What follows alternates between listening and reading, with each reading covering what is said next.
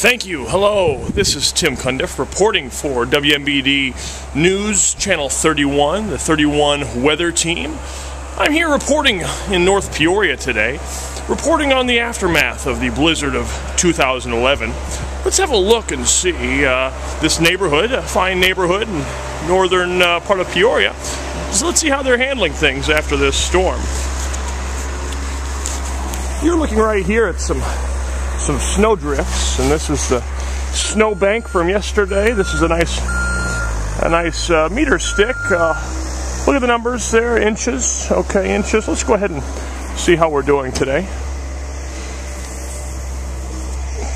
And right there, just short of 20 inches. Just short of 20 inches here. The report is in from North Peoria, just short of 20 inches. And we'll be having updates throughout the day to see how this neighborhood and to see how the local residents are handling this. But for now, back to you in the studio. Thanks.